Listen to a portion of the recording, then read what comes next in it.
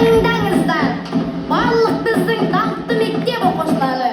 Бүгін ең маңызды күн. Ал қызыл галстук тағып, баршаңыз пионерлер қатарына өтесіздер. Сәттілік тілеймін, пионерлер.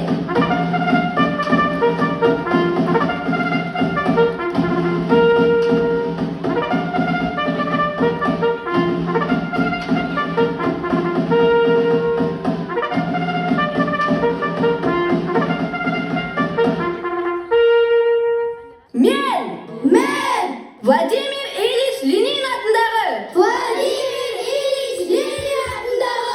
бүкіл одақтық пионер ұйымының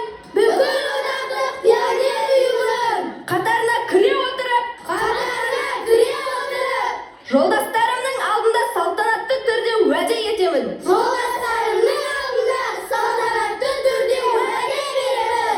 Ұлы Ленин өсиет еткендей өмір сүруге,